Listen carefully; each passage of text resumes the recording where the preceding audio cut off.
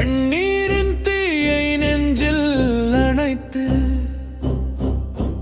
காவல் கனவை நிஜமாய் உழைத்து நீதிக்கு நாங்கள் காவலராக நின்றோம் இங்கு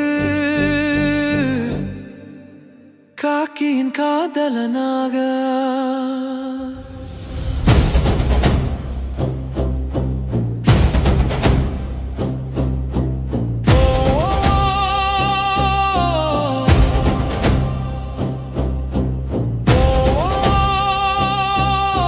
அன்பு மாணவ செல்வங்கள் அனைவருக்கும் வணக்கம். காக்கியின் காதலன் காவலர் பயிற்சி மையம் உங்களை அன்புடன் வரவேற்கிறது. தொடர்ச்சியாக 2ஆம் நிலை காவலர் தேர்வுக்காக உங்களை நீங்கள் தயார்படுத்திட்டு இருப்பீங்க, தொடர்ந்து படிச்சுட்டு இருப்பீங்க. இருக்கக்கூடிய அந்த கடைசி 38 நாட்களை நீங்கள் எப்படி பயன்படுத்தணும் அப்படின்னு சொல்லிட்டு இன்று நடைபெற்ற இலவச முழு மாதிரி தேர்வுக்கான விடைகளை நம்ம பார்க்கலாம். சரிங்களா? பார்ட் ஏவுக்கான விடை குறிப்புகளை நான் சொல்லுவேன், பார்ட் பிக்கான விடை குறிப்புகளை சார் வந்து சொல்லுவார். சரிங்களா? அடுத்த பார்ட்டில் உங்களுக்கு சொல்லுவாங்க. சரிங்களா?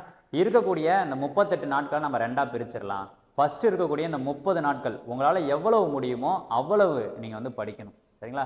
அப்போ நைட்டு நீங்கள் தூங்கலை, சரியாக சாப்பிட்றீங்க, சாப்பிடல, அதை பற்றிலாம் நீங்கள் கவலைப்படாமல் படிக்கிறத பற்றி மட்டுமே யோசிக்கணும். சரிங்களா? படிக்கிறத பற்றி மட்டுமே யோசித்து நீங்கள் வந்து முழுக்க படிக்கிறதுல மட்டுமே கவனத்தை செலுத்தி படிக்கக்கூடிய நாட்கள் இந்த 30 நாட்களும். ஆனால் கடைசி நேரத்தில் கடைசி இருக்கக்கூடிய 8 நாட்கள் நீங்கள் வந்து ரொம்ப நிதானமாக இருக்கணும், ரொம்ப ஃபோர்ஸாக படிக்கக்கூடாது, ரொம்ப அதிகமாக ஸ்ட்ரெஸ் ஆகக்கூடாது, டென்ஷன் ஆகக்கூடாது. சரிங்களா? அப்போ இந்த மாதிரி நீங்கள் ரெண்டாக பிரிச்சுருங்க. இதில் நீங்கள் தெளிவாக இருங்க. அதே போல் நீங்கள் முயற்சி பண்ணக்கூடிய அந்த முயற்சின்றது ரொம்ப தீர்க்கமானதாக இருக்கணும். சரிங்களா? இருக்கக்கூடிய இந்த காலத்தில் நீங்கள் பண்ணக்கூடிய அந்த முயற்சி ரொம்ப தீர்க்கமாக இருக்கணும், விடாமுயற்சியாக இருக்கணும், தொடர்ச்சியாக நீங்கள் படிக்கணும். சரிங்களா? டிஸ்கஸ் பண்ணுங்கள், டெஸ்ட் ப்ராக்டிஸ் பண்ணுங்கள்.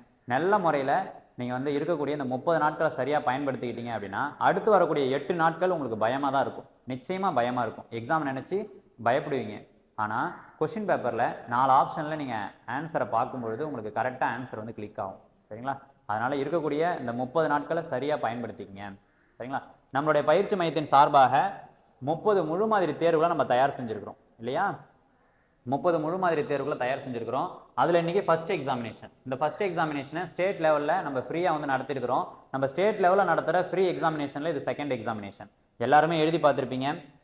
ஒவ்வொரு கொஸ்டின் பேப்பருமே நம்ம வந்து உங்களுக்கு ஒரிஜினல் எக்ஸாம் போலவே நம்ம ரெடி பண்ணியிருக்கிறோம். சரிங்களா? ஃபர்ஸ்ட் கொஸ்டினுக்கான ஆன்சர் பாருங்கள். சாஞ்சி ஸ்தூபியிலும் சரிங்களா சாரநாத் கல்தூணிலும் காணப்படும் சான்றுகள் யாருடைய பெருமையை எடுத்துரைக்கின்றன அப்படின்னு சொல்லி கேட்டிருக்காங்க. அசோகருடைய பெருமையை தான் எடுத்துரைக்கிறது. சரிங்களா? அசோகர் தி கிரேட் அப்படின்னு சொல்லக்கூடிய மன்னர். சரிங்களா? விலங்குகளுக்காக மருத்துவமனை அமைத்தவர் அசோகர். சரிங்களா? கலிங்க போர்ல படையெடுத்து கலிங்க போர்ல வெற்றி பெறாரு. வெற்றிக்கு பின் போரை துறந்த முதல் அரசர் அசோகர். பௌத்த மதத்தை பின்பற்றார். பௌத்தத்துடைய 3வது பௌத்த சமய மாநாட்டை பாடலிபுத்திரத்தில் கூட்டுறார். சரிங்களா? எக்ஸாம் பாயிண்ட் ஆஃப் வியூல இதெல்லாம் ரொம்ப முக்கியமான கொஸ்டின்ஸ். அடுத்த கொஸ்டின் பாருங்க. ஸ்கூல் ஆஃப் எதேன்ஸ் என்ற ஓவியத்தை வரைந்தவர் யார் அப்படின்னு சொல்லி கேட்டிருக்காங்க. ரஃபேல் அப்படின்றவர் தான் ஸ்கூல் ஆஃப் எதேன்ஸ் அப்படின்ற ஓவியத்தை வரைந்தவர். சரிங்களா? அடுத்த கொஸ்டின் பாருங்க. கூற்றுகளை ஆராய்க அப்படின்னு சொல்லி கேட்டிருக்காங்க. முதல் கூற்று, சங்க காலத்தை தொடர்ந்து களப்பிரர்கள் தமிழகத்தை கைப்பற்றி 2½ நூற்றாண்டுகள் ஆட்சி செய்தார்கள் அப்படின்னு சொல்லியிருக்காங்க. இந்த கூற்று சரியான கூற்று தான். அப்ப சங்க காலத்துடைய சரிவுல யாருடைய ஆட்சி அப்படின்னு பார்த்தீங்கன்னா களப்பிரர்களுடைய ஆட்சி தான். சங்கம் அப்படின்னு சொல்லும்போது சேர சோழ பாண்டியர்கள் அப்படின்னு சொல்லக்கூடிய முடிகொண்ட மூவேந்தர்கள் ஆட்சி செய்யறாங்க. சங்கம் மருவிய காலத்துல களப்பிரர்கள் ஆட்சி செய்யறாங்க. இந்த களப்பிரர்களுடைய காலத்தை தமிழகத்துடைய இருண்ட காலம் அப்படின்னு சொல்றோம். சரிங்களா? இவங்களுடைய காலத்துல தமிழகத்துல பௌத்தமும் சமணமும் முக்கியத்துவம் பெற்ற ஒரு மதங்களாக இருக்கு. தமிழகத்துல பௌத்தமும் சமணமும் யாருடைய காலத்துல முக்கியத்துவம் பெற்றது அப்படின்னு சொல்லி கேட்டாங்கன்னா களப்பிரர்களுடைய காலம் தான். சரிங்களா? இந்த களப்பிர மன்னர்களை பற்றி நமக்கு தெளிவான சான்றுகள் இல்லை அப்படின்றதுனால இவங்களுடைய காலத்தை நம்ம தமிழகத்துடைய இருண்ட காலம்னு சொல்றோம். அப்ப 2 கூற்றுமே சரிதான். அப்ப 2ம் சரி அப்படின்றது தான் சரியான ஆன்சர். சரிங்களா?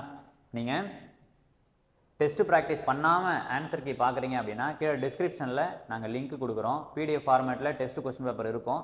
அதை எடுத்து சால்வ் பண்ணிவிட்டு நீங்கள் வந்து ஆன்சர் கீ செக் பண்ணிக்கோங்க. சரிங்களா? நீங்கள் டெஸ்ட் ப்ராக்டிஸ் பண்ணுறது தான் எக்ஸாமில் நல்ல மார்க் ஸ்கோர் பண்ணுறதுக்கு சரியான வழியாக இருக்கும். சரிங்களா? கமெண்டில் கடைசியாக நீங்கள் இந்த 70 கொஸ்டினுக்கு எவ்வளவு கொஸ்டின் சரியாக ஆன்சர் பண்ணியிருக்கீங்க அப்படின்றதையும் மறக்காமல் கீழே கமெண்டில் கமெண்ட் பண்ணிவிடுங்க. சரிங்களா? அடுத்த கொஸ்டின் பாருங்கள். ரொம்ப முக்கியமான ஒரு கொஸ்டின். கீழக்குயில்குடி குடைவரை கோவில் எந்த பாண்டிய மன்னரால் கட்டப்பட்டதுன்னு சொல்லி கேட்டிருக்காங்க. சரிங்களா? பராந்தக வீர நாராயணன் அப்படின்ற மன்னனால் கட்டப்பட்டது தான் இந்த கீழக்குயில்குடி குடைவரை கோவில். ரொம்ப முக்கியமான ஒரு கேள்விப்பா இது. அடுத்த கொஸ்டின் பாருங்க, பொருந்தாத இணையை காண்க அப்படின்னு சொல்லி கேட்டிருக்காங்க. சாந்தல் கழகம் அப்படின்றது 1855 தான் நடந்துச்சு. இண்டியோ கழகம்ன்றது 1859 தான் நடந்துச்சு. இண்டியோ கழகம் அப்படின்னா அவுரி புரட்சின்னு கூட சொல்லலாம். இந்த பாப்பனா கழகம் அப்படின்றது 1873 நடந்திருக்கும். அப்ப இதுதான் தவறா கொடுத்துருக்காங்க. சரிங்களா? தக்கான கழகம்ன்றது 1875 தான். அப்ப இந்த கழகங்கள்லாம் ரொம்ப முக்கியம். உங்களுக்கு 8ஆம் வகுப்பு புத்தகத்தில் கொடுத்துருக்காங்க. சரிங்களா? ஆங்கிலேயர்களுடைய ஆட்சி நடந்துட்டு இருக்குது. அவங்க வந்து வரி விதிப்பு முறைகளை வந்து விதிச்சு இந்தியாவில் வரி வசூல் செய்கிறாங்க. நிலையான நிலவரி திட்டம், ரயத்துவாரி முறை, மகள்வாரி முறைன்னு சொல்லி வரி விதிச்சு விவசாயிகள்ட்ட இருந்து வரியை வந்து வாங்குறாங்க. அப்போ விவசாயிகள்கிட்ட வரியை வாங்கக்கூடிய முறைன்றது ரொம்ப கொடுமையாக இருக்குது. அப்போ விவசாயிகள் எல்லாமே கிளர்ச்சியில் ஈடுபடுறாங்க. அப்போ ஆங்கிலேயர்களுடைய இந்த நிலவரி திட்டங்கள், அவங்களுடைய திட்டங்கள் இது எல்லாமே மக்களுக்கு ஃபேவராக இல்லை அப்படின்றதுனால மக்கள் ஒரு கட்டத்துக்கு மேலே எழுச்சி அடைகிறாங்க. அதில் மிக முக்கியமான எழுச்சிகளாக நம்ம பள்ளி பாடப்புத்தகத்தில் கொடுத்துருக்குறாங்க. அதுதான் பொறுத்துக்க வடிவில் உங்களுக்கு கொடுத்துருக்குறாங்க. ரொம்ப முக்கியமான பகுதி, நீங்கள் படிச்சுக்கங்க. 8வது சோசியல் சயின்ஸில் இருக்குது. அடுத்த கொஸ்டின் பாருங்கள், கூற்றுகளை ஆராய்க. அப்போ தென்னிந்திய கிளர்ச்சி, தென்னிந்திய புரட்சி, இந்தியாவுடைய விடுதலைக்கு தென்னிந்தியாவுடைய பங்களிப்புன்றது நம்ம கொஸ்டின் பேப்பரில் கண்டிப்பாக இருக்கும். அதுலேருந்து கண்டிப்பாக ஒரு கொஸ்டின் இருக்கும். வீரபாண்டிய கட்டபொம்மன், பூலித்தேவன், வேலு நாச்சியார், சரிங்களா, தீரன் சின்னமலை, வேலூர் கழகம், இதிலிருந்து கண்டிப்பாக கொஸ்டின் இருக்க போகுது. அதிலிருந்து அந்த கொஸ்டின் எடுத்திருக்காங்க. ஃபர்ஸ்ட் கூற்றுகளை ஆராய்கன்னு சொல்லி கொடுத்துருக்காங்க. ஃபர்ஸ்ட் கூற்று பாருங்க, 1806 நடைபெற்ற வேலூர் கழகத்தின் உடனடி காரணம் அக்னியோ தலைப்பாகைன்னு சொல்லியிருக்கிறாங்க. கரெக்ட் தான். சரிங்களா? பெரும் புரட்சிக்கு வந்து பார்த்தீங்கன்னா என்ஃபீல்டு ரக துப்பாக்கிகள் காரணமாக இருந்திருக்கும். இந்த வேலூர் கழகத்துக்கு அக்னியோ தலைப்பாகை தான் காரணமாக இருந்திருக்கும். சரிங்களா?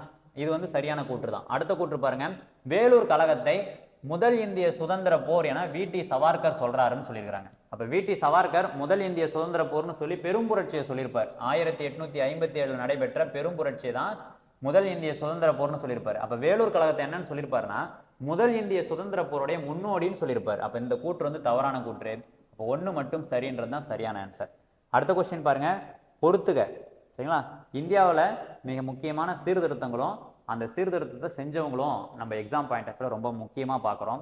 உங்களுக்கு 10வது புத்தகத்தில் சமூக சீர்திருத்த இயக்கங்கள்னு ஒரு பாடம் இருக்குது. நிச்சயமாக அதிலிருந்து ஒரு கேள்வி கேட்கலாம். பாருங்க, சீர்திருத்த இயக்கங்கள் இங்கே கொடுத்துருக்குறாங்க. அதனை தோற்றுவித்தவரை கொடுத்துருக்காங்க. பிரார்த்தன சமாஜம் அப்படின்றத ஆத்மாராம் பாண்டுரங் அப்படின்றவர் தோற்றுவிக்கிறார். சரிங்களா? அப்போ இந்த ரெண்டுத்துல தான் ஏதோ ஒன்று ஆன்சரில் இருக்கு. சரிங்களா? அடுத்தது பாருங்க, ஆரிய சமாஜம் தயானந்த சரஸ்வதி தோற்றுவிக்கிறாரு. சத்திய சோதக் சமாஜ் அப்படின்றத ஜோதிபாய் பூலே தோற்றுவிக்கிறாரு. பிரம்ம சமாஜம் அப்படின்றத ராஜாராம் மோகன் ராய் தோற்றுவிக்கிறாரு. இந்திய சீர்திருத்த இயக்கத்துடைய முன்னோடி யாருன்னா ராஜாராம் மோகன் ராய் தான். சரிங்களா? அவர் தான் வந்து பார்த்தீங்கன்னா சதி என்ற உடன்கட்டை ஏறும் வழக்கம் ஒழிக்கிறதுக்கு வில்லியம் பெண்டிங் பிரபுக்கு துணையாக இருந்திருப்பாரு. அப்போ இதெல்லாம் எக்ஸாம் பாயிண்ட் ஆஃப் ரொம்ப முக்கியம். அப்போ பார்த்தீங்கன்னா உங்களுக்கு ஆன்சர் எது? ஆப்ஷன் சி தான் ஆன்சர். சரிங்களா?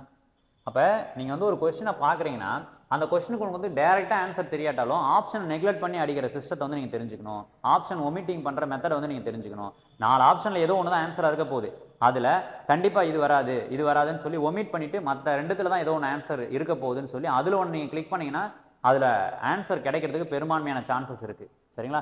அப்போ இந்த மெத்தட்லாம் நீங்கள் வந்து மாடல் கொஸ்டின் பேப்பரை போட்டு பார்க்கும்போது ஃபாலோ பண்ணுங்கள். அடுத்த கொஸ்டின் பாருங்க, தென்னிந்தியாவில் சுதேசி கப்பல் நிறுவனத்தை தொடங்கியவர் யார் அப்படின்னு சொல்லி கேட்டிருக்காங்க. வ.உ. சிதம்பரனார் அவர்கள் தான் தென்னிந்தியாவில் சுதேசி கப்பல் நிறுவனத்தை தொடங்குறார். சரிங்களா? தூத்துக்குடி அப்படின்றது அவருடைய எழுச்சி மையமாக இருக்கு. அடுத்த கொஸ்டின் பாருங்க, காந்தியடிகள் செய் அல்லது செத்துமடி என்ற முழக்கத்தை எந்த இயக்கத்துல சொல்றாரு அப்படின்னு சொல்லி கேட்குறாங்க. வெள்ளையனே வெளியேறு அப்படின்ற இயக்கத்துல தான் காந்தியடிகள் செய் அல்லது செத்துமடி அப்படின்ற முழக்கத்தை வந்து முழங்குறாங்க. சரிங்களா? வெள்ளையனே வெளியேறு இயக்கம் எந்த ஆண்டு நடைபெற்றதுன்னு சொல்லி தெரிஞ்சவங்க கீழே கமெண்ட் பாக்ஸில் கமெண்ட் பண்ணுங்க. ஒத்துழையாமை இயக்கம் 1920 நடந்திருக்கும். உப்பு சத்தியாகிரகம் 1930 நடந்திருக்கும். சரிங்களா? முதல் வட்டமேசை மாநாடு 1930 தான். 2வது வட்டமேசை மாநாடு 1931. 3வது வட்டமேசை மாநாடு 1932. சரிங்களா? அப்போ வெள்ளையனே வெளியேறு இயக்கம் அப்படின்றது எப்போ நடந்துச்சுன்னு சொல்லி தெரிஞ்சவங்க கீழே கமெண்ட் பாக்ஸில் கமெண்ட் பண்ணுங்க. சரிங்களா? அடுத்த கொஸ்டின் பாருங்க, புவியியல். இப்போ நீங்கள் வரலாறுல ஒரு 10 கேள்விகள் பார்த்துருக்கீங்க. அடுத்ததான் புவியியலில் வந்து பார்க்க போறீங்க. சரிங்களா? புவியியலில் ஃபர்ஸ்ட் கொஸ்டின் பாருங்க, அந்தமான் தீவையும் நிக்கோபர் தீவையும் பிரிக்கக்கூடியது எந்த கால்வாய்ன்னு சொல்லி கேட்டிருக்காங்க.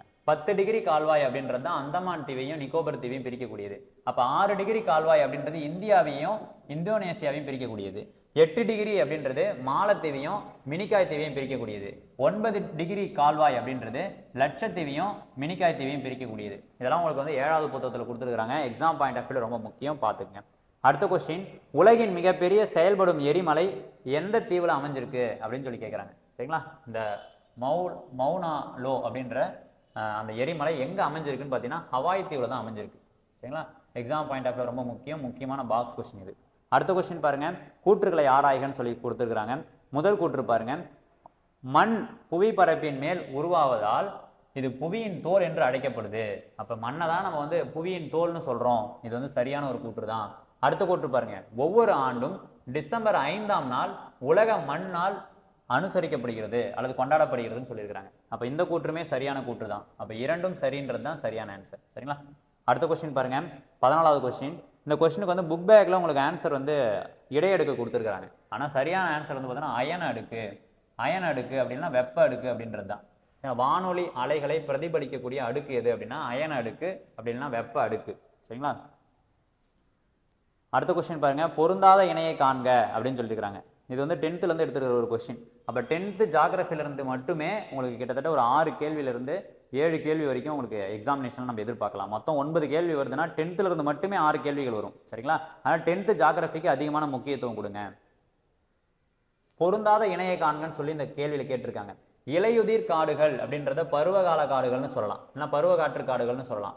அல்பைன் காடுகள் அப்படின்றத இமயமலை காடுகள் அப்படின்னு சொல்லலாம். இமயமலையில் இருக்கிறதுனால இமயமலை காடுகள் அப்படின்னு சொல்லலாம். சரிங்களா? இந்த முட்புதர் காடுகள் அப்படின்றதெல்லாம் கிடையாது. முட்புதர் காடுகள் அப்படின்னு பார்த்தீங்கன்னா முட்புதர் காடுகள்னா வறண்ட காடுகள் அப்படின்லாம் நீங்கள் சொல்லலாம்.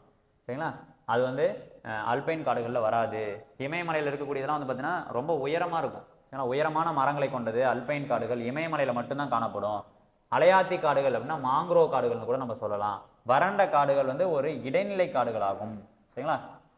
அடுத்த கொஸ்டின் பாருங்க, இந்திய வேளாண் பருவங்கள்ல காரிஃப் பருவத்துக்கான காலம் என்ன அப்படின்னு சொல்லி கேட்டிருக்காங்க. ஜூன்ல இருந்து செப்டம்பர் அப்படின்றது தான் சரியான ஆன்சர். சரிங்களா? அடுத்த கொஸ்டின், தேசிய காற்றாற்றல் நிறுவனம் எங்க அமைஞ்சிருக்கு அப்படின்னு சொல்லி கேட்டிருக்காங்க. சென்னையில் அமைஞ்சிருக்குப்பா உங்களுக்கு. தேசிய காற்றாற்றல் நிறுவனம்ன்றது சென்னையில் அமைஞ்சிருக்கு. சரிங்களா? இதே சூரிய சக்தி தலைமையிடம் எங்க அமைஞ்சிருக்குன்னு கேட்டால் புதுடெல்லி. சரிங்களா? அடுத்த கொஸ்டின் பாருங்க, இஸ்ரோவுடைய தலைமையகம் எங்க இருக்குன்னா பெங்களூர். இதெல்லாம் நீங்க வந்து 4 ஆப்ஷனுக்கு ஓரியன்டா நீங்க வந்து பார்த்து வச்சுக்கோங்க. அடுத்த கொஸ்டின், கூற்றுகளை ஆராய்க. ஃபர்ஸ்ட் கூற்று, இந்தியாவின் முதல் புறநக ரயில் போக்குவரத்து மும்பையில் தொடங்கப்பட்டதுன்னு சொல்லியிருக்காங்க. இது வந்து சரியான்னு கேட்டீங்கன்னா சரிதான். அடுத்த கூற்று பாருங்க, இந்தியாவின் முதல் மெட்ரோ ரயில் போக்குவரத்து மும்பையில் தொடங்கப்பட்டதுன்னு சொல்லியிருக்காங்க. இது சரியான்னு கேட்டீங்கன்னா தப்பு. முதல் மெட்ரோ ரயில் வந்து பார்த்தீங்கன்னா கொல்கத்தாவில் தொடங்கப்பட்டது. கொல்கத்தா. சரிங்களா? அப்ப எத்தனை சிட்டியில மெட்ரோ சிட்டியா இந்தியாவில் இருக்கு அப்படின்னு தெரிஞ்சவங்க கமெண்ட் பாக்ஸ்ல கமெண்ட் பண்ணுங்க. சரிங்களா? நம்ம சென்னை வந்து ஒரு மெட்ரோ சிட்டி தான். சரிங்களா? அதே மாதிரி வந்து பார்த்தீங்கன்னாக்கா கேரளாவில் வந்து கொச்சின் வந்து ஒரு மெட்ரோ சிட்டி. சரிங்களா? இந்த மாதிரி வந்து பார்த்தீங்கன்னா மெட்ரோ சிட்டி. மும்பையும் வந்து பார்த்தீங்கன்னா ஒரு மெட்ரோ சிட்டி தான். அப்போ இந்தியாவில் மொத்தம் எத்தனை மெட்ரோ சிட்டிஸ் இருக்குன்னு சொல்லி தெரிஞ்சவங்க கீழே கமெண்ட் பாக்ஸில் கமெண்ட் பண்ணுங்க. அடுத்த கொஸ்டின் பாருங்க. அப்போ இதுக்கு ஆன்சர் வந்து பார்த்தீங்கன்னா 1 மட்டும் சரின்றது தான். அடுத்த கொஸ்டின், தமிழ்நாட்டில் எத்தனை பெரிய மற்றும் சிறிய துறைமுகங்கள் இருக்குன்னு சொல்லி கேட்டிருக்காங்க. அப்போ 3 பெரிய துறைமுகங்களும் 15 சிறிய துறைமுகங்களும் நம்ம தமிழ்நாட்டில் இருக்கு. சரிங்களா? அடுத்த கொஸ்டின் பாருங்க, அரசியல் அறிவியல் வந்துட்டோம். இது வரைக்கும் ஜாகிரபி நம்ம பார்த்துருக்குறோம். ஜாகிரபியில் உங்களுக்கு 9 கேள்விகள் இருக்குதுன்னா அதில் 4 கேள்வி 5 கேள்வி இல்லை 6 கேள்வி அளவுக்கு உங்களுக்கு 10th புத்தகத்திலே கவர் ஆகிடும். சரிங்களா? 10th புத்தகம் தான் ரொம்ப ரொம்ப முக்கியம் ஜாகிரபியில். அதை ஃபஸ்ட்டு படிச்சுட்டு தான் நீங்கள் அடுத்து 7th படிக்கணும், அடுத்து 8th படிக்கணும், அடுத்து 9th படிக்கணும், 6th படிக்கணும். சரிங்களா? அரசியல் அறிவியலை பொறுத்த வரைக்கும் உங்களுக்கு இம்பார்ட்டன்ஸ் வந்து 10th தான். ஃபர்ஸ்ட் கொஸ்டின் பாருங்க, கூற்றுகளை ஆராய்கன்னு சொல்லியிருக்காங்க. இந்தியாவின் முதல் பிரதமரான ஜவஹர்லால் நேரு எழுதிய புத்தகத்தோடைய பெயர் டிஸ்கவரி ஆஃப் இந்தியா அப்படின்ற புத்தகம். இது சரியான்னு கேட்டீங்கன்னா சரியான ஒரு கூற்று தான். அடுத்த கூற்று பாருங்க, இந்தியா வேற்றுமையில் ஒற்றுமை உள்ள நாடு என்று V.A. ஸ்மித் சொன்னார்னு சொல்றாங்க. V.A. ஸ்மித் சொன்னாரான்னு கேட்டீங்கன்னா கிடையாது. V.A. ஸ்மித் என்ன சொல்லியிருப்பாங்கன்னா இந்தியாவை வந்து இனங்களின் அருங்காட்சியகம்னு சொல்லியிருப்பாரு. அப்ப இந்தியா வந்து வேற்றுமையில ஒற்றுமை உள்ள நாடுன்னு சொல்லி டிஸ்கவரி ஆஃப் இந்தியா அப்படின்ற புத்தகத்துல நேரு சொல்லியிருப்பாரு. அப்ப இதுல முதல் கூற்று மட்டும்தான் சரி, 2வது கூற்று தவறு. அடுத்த கொஸ்டின் பாருங்க, பொருந்தாத இணையை காண்க அப்படின்னு சொல்லியிருக்காங்க. அப்ப இதெல்லாம் ரொம்ப முக்கியமான சட்டப்பிரிவுகள். ஆர்டிகல் 14 என்ன சொல்லுது? சட்டத்தின் முன் அனைவரும் சமம்னு சொல்லுது. 15 பாகுபாட்டை தடை செய்கிறது. 16 பொது வேலைவாய்ப்புல முன்னுரிமை தருது. 17 தீண்டாமை ஒழிப்பு. 18 தான் உங்களுக்கு பட்டங்கள் ஒழிப்பை பத்தி சொல்லக்கூடியது. சரிங்களா? அப்ப இதுல தவறான இணை எதுனா ஆப்ஷன் சி தான் தவறான இணை. கரெக்டா ஆன்சர் பண்ணிருக்கீங்களா? இதெல்லாம் ரொம்ப ஈஸியான கொஸ்டின், பேசிக்கான கொஸ்டின். இந்த மாதிரி தான் உங்களுக்கு பிசி எக்ஸாம்ல கேட்பாங்க. அடுத்த கொஸ்டின் பாருங்க, சாலை பாதுகாப்பு வாரம் ஒவ்வொரு வருடமும் எப்பொழுது கொண்டாடப்படுகிறதுன்னு சொல்லி கேட்டிருக்காங்க. ஜனவரி முதல் வாரத்தில் கொண்டாடப்படுது. ஜனவரி முதல் வாரத்தில் கொண்டாடப்படுது. அடுத்த கொஸ்டின் பாருங்க, பொறுத்துக்க வடிவில் கேட்டிருக்காங்க. நாடும் நாடாளுமன்றத்தோட பெயரும் கேட்டிருக்காங்க. 9th புக்ல இருந்து இந்த கொஸ்டின் எடுத்திருக்காங்க. 9th புக்ல தான் தேர்தல்கள் அப்படின்ற ஒரு பாடம் இருக்கு, அதுல இருந்து தான் அந்த கேள்வி எடுத்துக்கிறாங்க. அப்ப பாருங்க, இஸ்ரேல் அப்படின்னு பாத்தீங்கன்னா கொனஸ் அப்படின்றது தான், சரிங்களா. அடுத்து டென்மார்க், டென்மார்க்னா பாக்டிங் அப்படின்றது. நார்வேனா ஸ்டார்டிங் அப்படின்றது. ஜெர்மனி அப்படின்னா பந்தே ஸ்டாப் அப்படின்றது, சரிங்களா. இதான் ஆன்சர் உங்களுக்கு. அப்ப பார்த்துக்குங்க, இது எங்க இருக்கோ அதான் உங்களுக்கு ஆன்சர், சரிங்களா. அடுத்த கொஸ்டின் பாருங்க, இந்தியாவில் உள்ளாட்சி தினம் எப்பொழுது கொண்டாடப்படுகிறதுன்னு சொல்லி கேட்டிருக்காங்க. உள்ளாட்சி தினம் எப்போது கொண்டாடப்படுது? நவம்பர் 1ஆம் தேதி தான் உள்ளாட்சி தினம் கொண்டாடப்படுது. அக்டோபர் 2 வந்து பார்த்தீங்கன்னா அகிம்சை தினம்.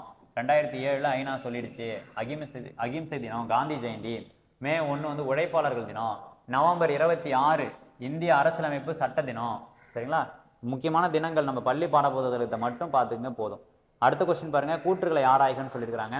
முதல் கூற்று, அரசு நெறிமுறையுறுத்தும் கோட்பாடுகள் இந்திய அரசியலமைப்பு சட்டம் பகுதி 4 சட்டப்பிரிவு 36 இருந்து 51 வரைக்கும் தரப்பட்டிருக்குன்னு சொல்லியிருக்கிறாங்க. இது சரியான ஒரு கூற்று தான்.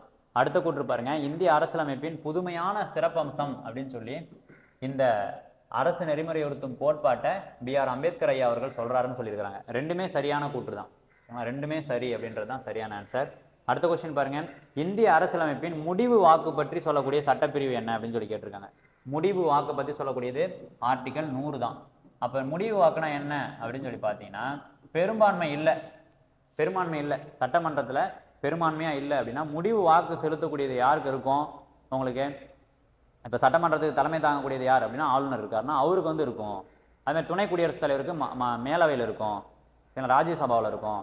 அதை பற்றி சொல்லக்கூடியது தான். ராஜ்யசபாவில் இப்போ பெரும்பான்மை இல்லை, 2 பக்கமுமே வந்து பார்த்தீங்கன்னா சமமாக இருக்கிறாங்க, ஒரு வாக்கு அவர் வந்து செலுத்தலாம் அப்படின்னா அந்த பெரும்பான்மை இல்லாதப்போ ஒரு வாக்கை செலுத்தக்கூடிய உரிமை வந்து பார்த்தீங்கன்னா ராஜ்யசபாவில் இருக்குது, சரிங்களா. ராஜ்யசபாவில் இருக்குது. அப்போ ராஜ்யசபாவுக்கு தலைமை தாங்கக்கூடியது யாருன்னா துணை குடியரசுத் தலைவர். அடுத்த கொஸ்டின் பாருங்க, கீழ்கண்டவைகளில் அணிசேரா இயக்கம் சரிங்களா, அணிசேரா இயக்கம் அப்படின்ற ஒரு சொல்ல வந்து V.K. கிருஷ்ணமேனன் உருவாக்கியிருப்பார்.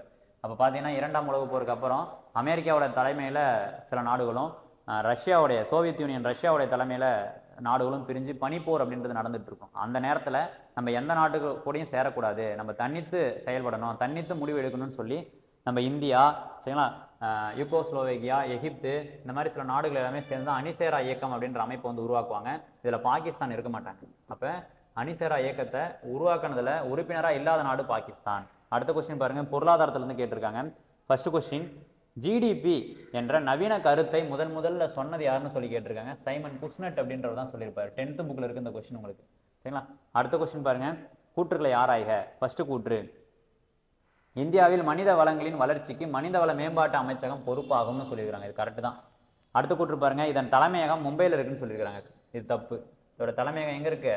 டெல்லியில் இருக்கு. அப்போ 1 மட்டும் சரின்றதுதான் சரியான ஆன்சர். அடுத்த கொஸ்டின் பாருங்க, ஒளி பாயம் அல்லது ஒளி திறனுடைய எஸ்ஐ அலகு என்ன அப்படின்னு சொல்லி கேட்டிருக்காங்க. லூமன் அப்படின்றது தான் ஒளி பாயம் அல்லது ஒளி திறனுடைய எஸ்ஐ அலகு. கேண்டிலா அப்படின்னா உங்களுக்கு வந்து ஒளிச்செறிவுடைய எஸ்ஐ அலகு, சரிங்களா, ஒளிச்செறிவு. கூலும் அப்படின்னாக்கா மின் நூட்டத்துடைய எஸ்ஐ அலகு, சரிங்களா. மின் திறனுடைய எஸ்ஐ அலகு வாட். இதெல்லாம் நீங்கள் தெரிஞ்சு வச்சுக்கோங்க.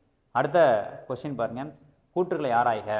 மின்சார வெப்பமேற்றும் சாதனங்களில் நிக்கல் மற்றும் குரோமியம் கலந்த உலோக கலவை நிக்ரோம் அப்படின்றத நம்ம பயன்படுத்துகிறோம். ஏன் அப்படின்னா நிக்ரோம் அதிக மின்தடை கொண்டது, அதிக உருகுநிலை கொண்டது, விரைவில் ஆக்சிகரணத்திற்கு உள்ளாகாதுன்னு சொல்லியிருக்காங்க. இது ரெண்டுமே சரியான ஒரு கூற்று தான், சரிங்களா. நிக்ரோம் அப்படின்ற உலோக கலவையை நம்ம பயன்படுத்துகிறோம்.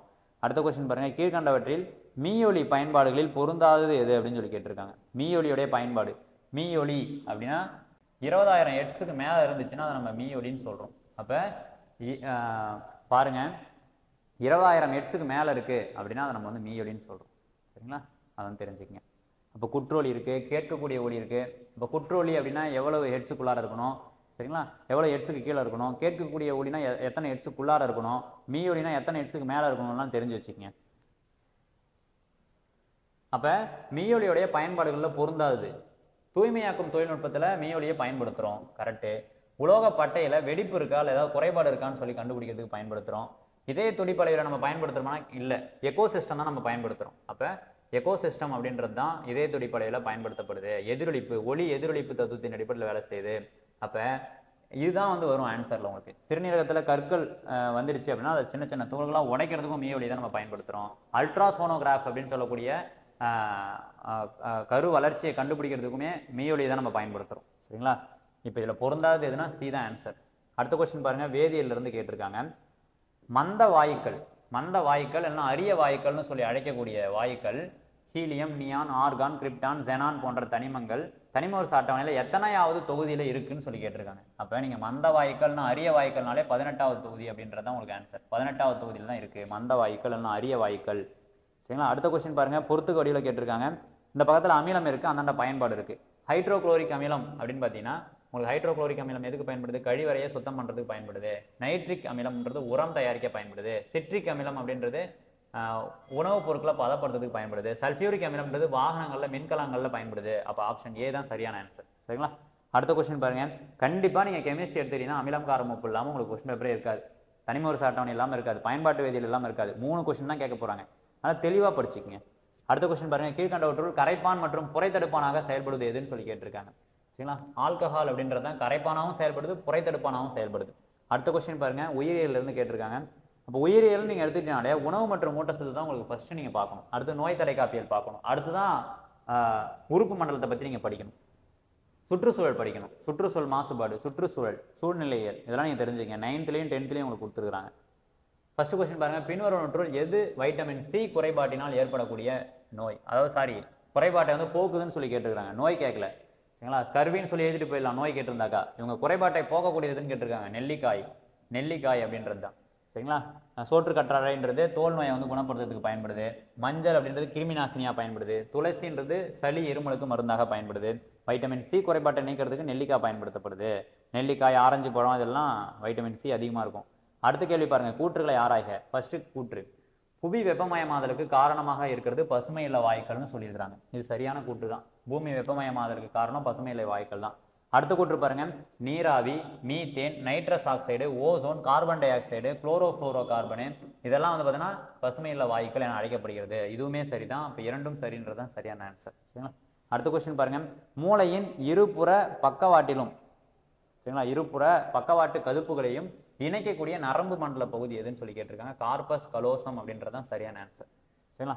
அடுத்த கொஸ்டின் பாருங்க, இப்போ வந்து நம்ம நடப்பு நிகழ்வுகள் மற்றும் பொது அறிவு பகுதிக்கு வந்துட்டோம். நடப்பு நிகழ்வுகள் மற்றும் பொது அறிவு பகுதியை பொறுத்த வரைக்கும் நம்ம இதுதான் கொஸ்டின் நம்மளால சொல்லிட முடியும்.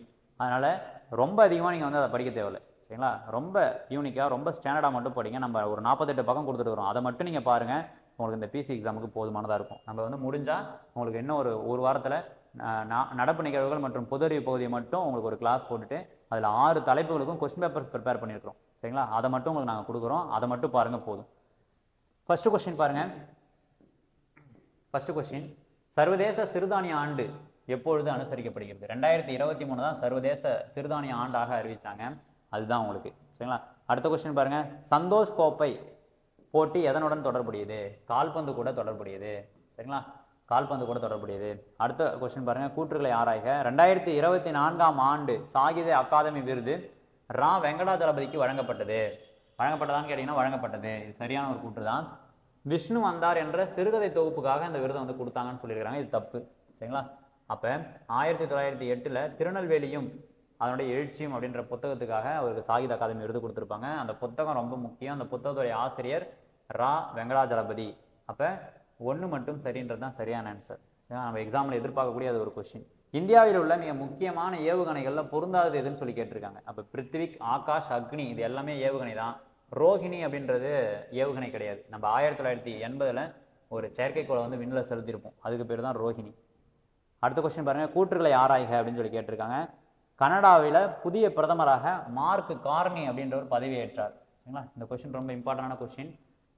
கனடாவுடைய தலைநகரம் ஒட்டாவா. அப்போ 2 கூற்றுமே சரியான கூற்று தான். அடுத்த கொஸ்டின் பாருங்க, வெம்பக்கோட்டை அகழ்வாய்வு அமைந்துள்ள மாவட்டம் எதுன்னு சொல்லி கேட்டிருக்காங்க. விருதுநகர் மாவட்டத்தில் தான் அந்த வெம்பக்கோட்டை அகழ்வாய்வு நடந்துட்டு இருக்கு. அடுத்த கொஸ்டின் பாருங்க, பொருந்தாத இணையை காண்க அப்படின்னு சொல்லி கேட்டிருக்காங்க. சரிங்களா? அப்போ இங்கே வந்து இந்திய தேர்தல் ஆணையத்துடைய தலைவர் தான் கேட்டிருக்காங்க. சரிங்களா? இந்திய தேர்தல் ஆணையத்துடைய தலைவர் யாருன்னா ஞானேஷ் குமார் அப்படின்றவர் தான். இது கரெக்டாக தான் கொடுத்துருக்குறாங்க. தேசிய மகளிர் ஆணையத்துடைய தலைவர் யார் அப்படின்னா விஜயக்ரோஷ் ரஹர்தர் அப்படின்றது தான். தேசிய மனித உரிமை ஆணையத்தின் தலைவர் யாருன்னா வி சுப்பிரமணியன் அப்படின்றவர் தான்.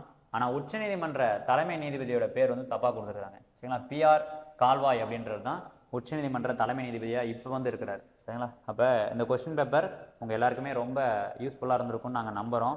நிச்சயமாக வரக்கூடிய காலங்களில் நீங்கள் நிறைய மாடல் எக்ஸாமை ப்ராக்டிஸ் பண்ணுங்கள். உங்களுக்கு நிறைய மாடல் எக்ஸாம் தேவைப்படுது அப்படின்னா கீழே வந்து டிஸ்கிரிப்ஷனில் நாங்கள் கான்டாக்ட் டீட்டெயில்ஸ் கொடுக்குறோம். அந்த நம்பருக்கு 700 ரூபா பே பண்ணிவிட்டு அதே நம்பருக்கு ரிசிப்ட் ப்ளஸ் உங்களுடைய அட்ரஸ், பேர், அப்பா பேர், ஊர், தாலுக்கா, மாவட்டம், கரெக்டான கான்டாக்ட் நம்பர் இதெல்லாம் நீங்கள் அனுப்பிச்சிட்டிங்க அப்படின்னா உங்கள் வீட்டுக்கே கொரியர் பண்ணிடுறோம். இதே போல் 30 முழு மாதிரி தேர்வுகளை 2ஆம் நிலை காவலர் தேர்வுக்காக நாங்கள் தயார் செஞ்சுருக்கிறோம். இது வரைக்கும் கிட்டத்தட்ட ஒரு 1000 மாணவர்கள் இதை ஆர்டர் பண்ணி வாங்கியிருக்காங்க. உங்களுக்கும் தேவைப்படுது அப்படின்னா நீங்கள் ஆர்டர் பண்ணி வாங்கிக்கோங்க. சரிங்களா, கண்டிப்பாக PDF ஃபார்மேட்டில் இதை நாங்கள் கொடுக்க மாட்டோம். சரிங்களா, எல்லாருக்கும் உங்களுடைய கனவுகளில் வெற்றி அடைகிறதுக்கு காக்கியின் காதலன் காவலர் பயிற்சி மையத்தின் சார்பாக வாழ்த்துக்களை தெரிவித்துக் கொள்கிறோம்.